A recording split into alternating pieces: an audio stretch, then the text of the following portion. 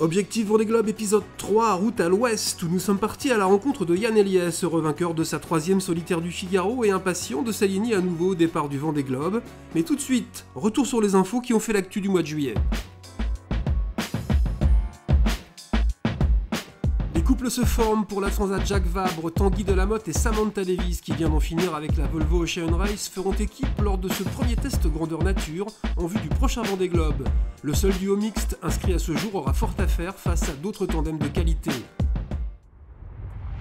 Le Tour de France à la voile, qui faisait escale au Sable d'Olonne à mi-course, vient tout juste de s'achever, disputé pour la première fois à bord de multicoques, les Diam 24. L'épreuve estivale avait attiré 3 skippers que l'on retrouvera au départ du 8e Vendée Globe. Vincent Rioux 8e, Jérémy Bayou 10e et Quito de Pavant 20e ont beaucoup appris sur un exercice diamétralement opposé à la course au large.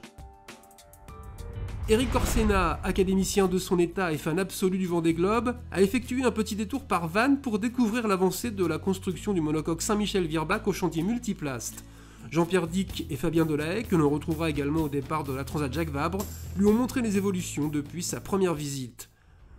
Au rang des mises à l'eau et des baptêmes, juillet a connu son lot d'événements, à commencer par le monocoque Newrest Matmut du journaliste skipper Fabrice Amédéo. Le bateau, passé naguère entre les mains de Loïc Perron puis Jean Le Cam, a touché son élément après une importante phase de fiabilisation. Et puis après 5 mois de chantier, c'est le 60 pieds groupe Keguiner le semi-espoir de Yann Eliès qui a été baptisé à Roscoff. Yann Eliès qui vient de rejoindre le club très fermé des triples vainqueurs de la solitaire du Figaro et que nous retrouvons sans plus attendre.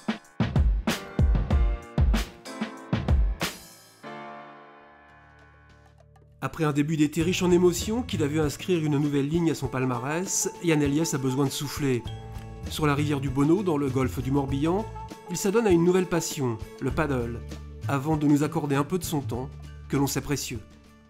Alors Yann, comment on se sent après une 3e victoire sur la solitaire du Figaro? Serein, j'imagine? Confiant? Dans un premier temps, vidé physiquement, vidé mentalement. Ça a été une épreuve super difficile qui a demandé de s'accrocher jusqu'au bout, y compris quelques heures après la ligne d'arrivée. Donc un gros besoin de faire autre chose, de voir autre chose, un besoin de passer de temps en famille, de faire ce genre d'activité, paddle, surf, avec mes proches. Et puis aussi une énorme envie de retrouver le projet 60 pieds, le bateau qui a été mis à l'eau pendant l'escale à Concarneau. Nous nous transportons à Lorient, où comme une dizaine d'autres coureurs au large, Yann Eliès a établi ses quartiers à proximité de la base de sous-marins. C'est ici qu'il va préparer sa 2e participation au Vendée Globe. Yann, parle-nous un peu de ton projet Vendée Globe et de ton bateau avec lequel tu as une histoire assez particulière. Ouais, tout à fait. Ouais. Le bateau, là, le Keguiner, le groupe Keguiner, le semi-espoir, qu'on vient de récupérer et de mettre aux couleurs, c'est tout simplement l'ancien Safran de Marguillemot. C'est le bateau qui est venu à ma rencontre quand j'ai eu mon accident sur Vendée Globe 2008-2009. Petit rappel des faits, jeudi 18 décembre 2008, le 6e Vendée Globe en est à son 40e jour de course. 8e au dernier pointage, Yann est en train de manœuvrer à l'avant de son bateau lorsque celui-ci plante violemment dans une vague. Le skipper de Generali est projeté vers l'extérieur, mais sa jambe résiste.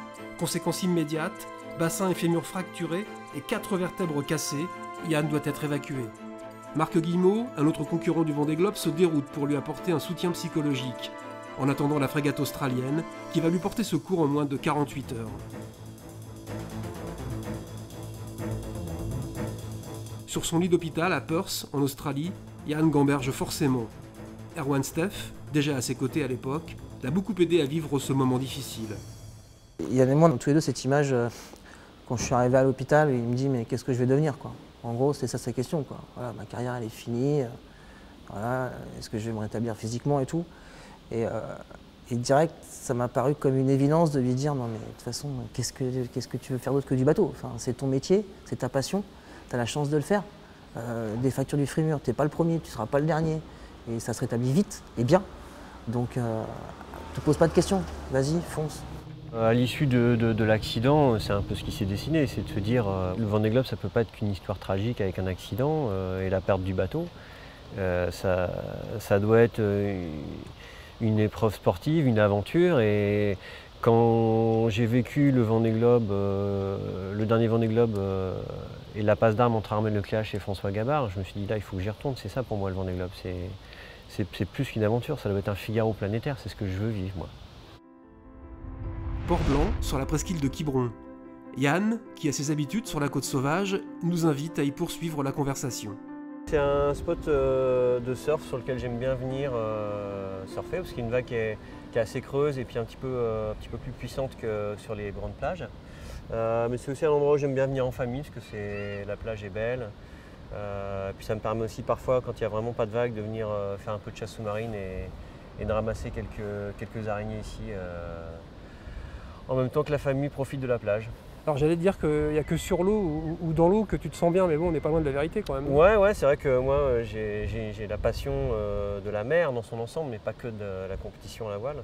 Donc voilà, que ce soit le surf, le paddle ou la chasse sous-marine, tout ça, ça tourne autour de l'eau. Reparlons un peu du Vendée Globe. Qu'est-ce que ça représente au juste pour toi cette course? C'est le Graal du marin, c'est le tour du monde en solitaire, sans escale. C'est la course, je crois, la plus difficile, sur le parcours le plus exigeant, avec la contrainte la plus importante qui est d'être sans assistance, de ne pas pouvoir s'arrêter, de ne pas pouvoir demander de l'aide pour réparer. Je crois que c'est ça qui fait que cette épreuve est mythique et aussi importante à mes yeux et à tous ceux qui souhaitent y participer. C'est quoi le plus important là, dans l'espace de temps qui nous sépare du départ? Le plus important, c'est de bien prendre en main la machine, voilà, de faire osmose avec elle, de continuer à faire les bons choix, parce qu'il reste encore des choix importants à faire. Est-ce que je change de voile? Est-ce que je change de quille? Où je place les ballasts? On a encore un petit peu de temps pour ces choix-là. Et à la fois, bien mener son équipe, parce que on dispose tous d'une ressource humaine qui est l'équipe qui nous accompagne, et cette ressource-là, il faut la maintenir en état de forme jusqu'au départ des Sables d'Olonne. Donc voilà, c'est un bon manager aussi en ce moment pour que les troupes continuent à nous suivre dans cette aventure-là.